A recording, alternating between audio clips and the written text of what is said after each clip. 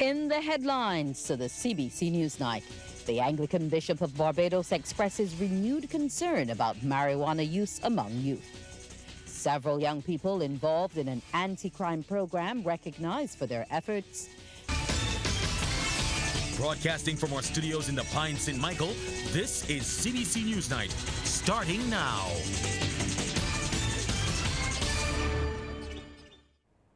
Good evening and welcome to the CBC Newsnight. I'm Wendy Burke with the details. Anglican Bishop of Barbados, the Right Reverend Michael Maxwell, has called on young people to stop engaging in drug use and violence. He delivered the message at the National Thanksgiving service at the Garfield Sobers Complex to mark the island's 58th year of independence.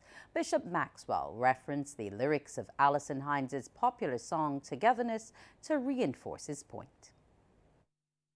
The war between the youth or the gangs, with or without a truce. That folks need to come off the drugs, even as discussions about harvesting medical marijuana and the recreational use of it continue. And that our young men need to put down the knife and the guns so we can live as one and not surpass the record high of 50 homicides in 2019. Bishop Maxwell also used the lyrics from the second verse of the national anthem, stressing the call for togetherness. Surely the second verse of our national anthem gives testimony and reminds us of this, that through the years, our ancestors or the people of this nation were people of faith. People of faith who sought to maintain ties, close ties, not only with each other, but especially with their Maker. For we declare the Lord has been the people's guide for past 300 years. With him still on the people's side, we have no doubts or fears.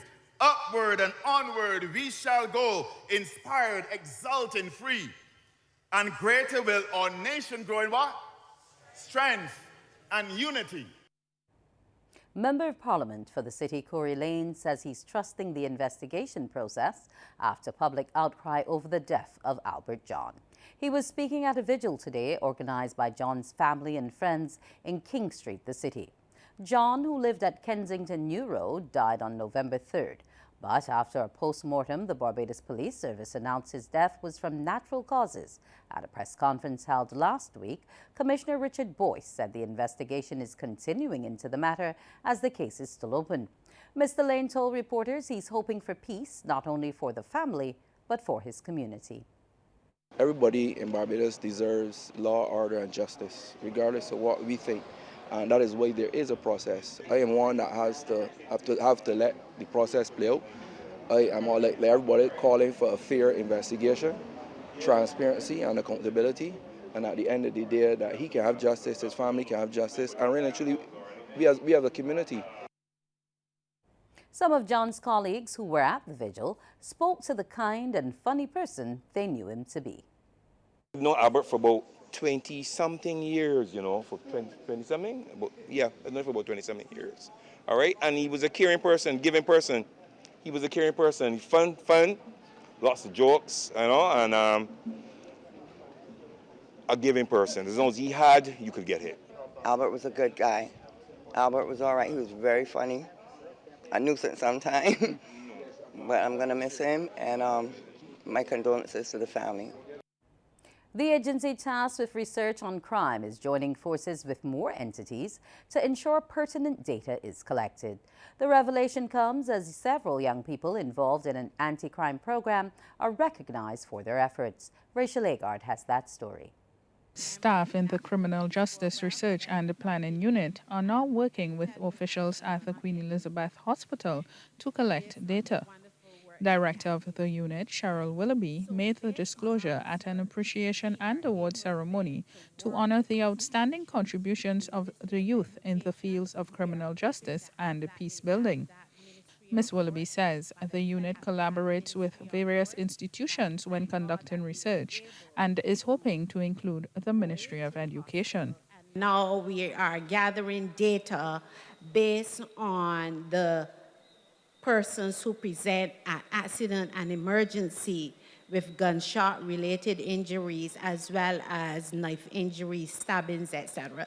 So we are doing a lot. We go into the prison as well, where we do qualitative research, and we hear from the horse's mouth at least what are some of the things that would have contributed to your criminal behavior and what are some of the things that you were hoping to achieve so that we are able to be targeted in our prevention effort. Meanwhile, facilitator of the Build Your Own Door initiative, Ishaka McNeil, says the program has been a resounding success. He says the 8-week program was conceptualized by the National Peace Program to empower at-risk and vulnerable young people across local communities. And Mr. McNeil urges all to continue providing similar programs geared towards the youth. As it is written in the Bible, can anything good come out of Nazareth? I ask you, can anything amazing come out of our communities in Barbados? My answer is a resounding yes. Amidst the violence and serious crimes that we hear about daily, there are many young people who can be swayed towards a positive path. The determination and enthusiasm displayed by the 7 delegates of the Build Your Own Door initiative are a beacon of hope for many more. The 7 participants explored one of the pathways of the program and produced their own musical collaboration. Rachel Agard, CBC News. Coming up, plans to renovate the old archives building at Lazaretto to store records once again. 2 schools will reopen tomorrow following reports of an invasion of bees. This has been confirmed by communications consultant with the Ministry of Education, Gaynell Marshall. Last week, the educational institutions were closed following unusual bee activity with a resolution to be sought. She says Springer Memorial Secondary School and Ada Costa Edwards Primary School will be opened for classes. The beekeeper has confirmed that the hives were removed from Ada Costa Edwards and that the hive on the property outside of Springer, but that was near to Springer, that hive has also been removed. So both schools reopen tomorrow. Thousands of documents have been salvaged from the burnt Block D of the Archives Department. This has been confirmed by Chief Archivist Ingrid Thompson in delivering an update on the state of the building at the Lazaretto Blackrock St. Michael.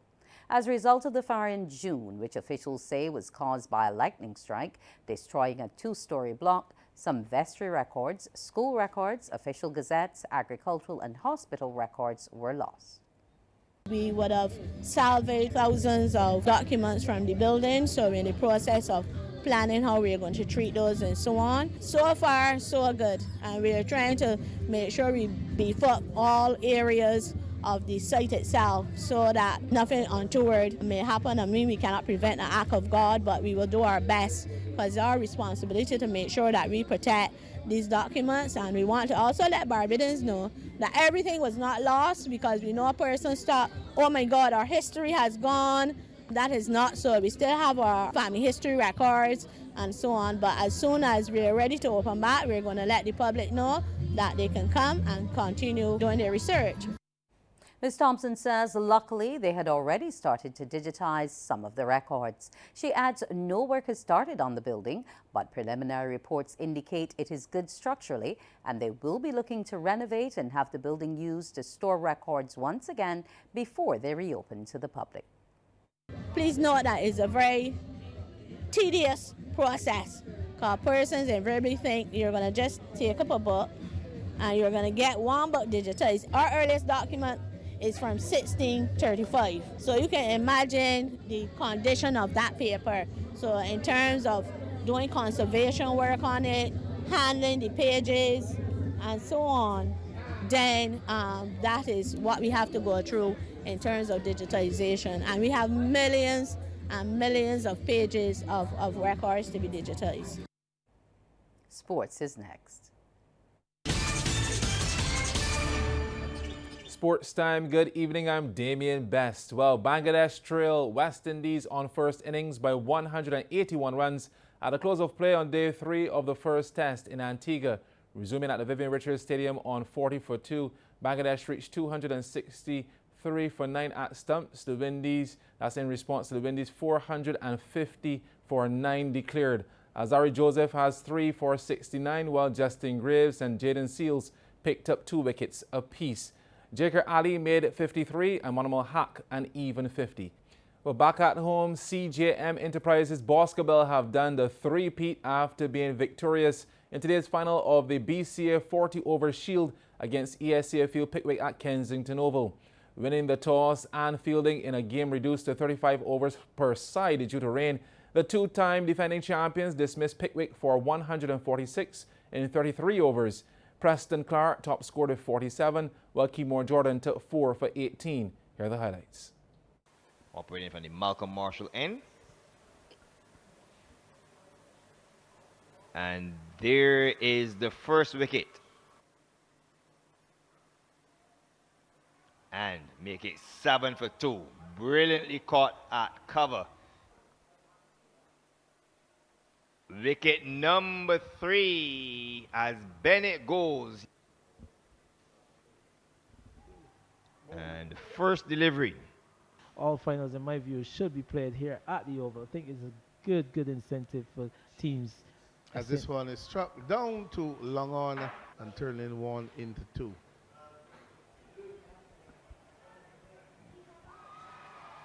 As this one is being caught by the man running around, it looks like Graves. And on strike and try to capitalize. Now he advances down the wicket and gives a simple catch in the outfield to Jadeja Edwards.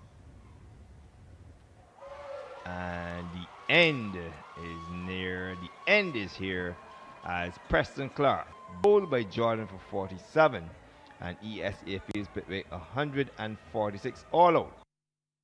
Well, in reply, Boscobel made 147 for 5 off 27.5 overs to win by 5 wickets. Dario Lopez scored 42 and Alston Bob 42 not out, while Darrell Greenidge took 3 for 28.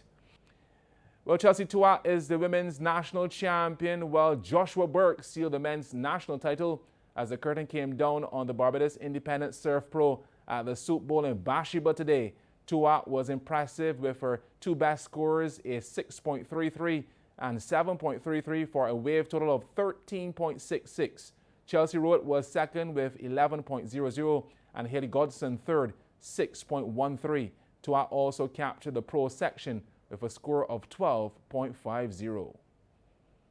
It's been a really great weekend so far because the waves have turned on. We have a bit of rain and a bit of squalls coming through, but that's making the conditions stay quite clean and quite contestable. So I'm really happy.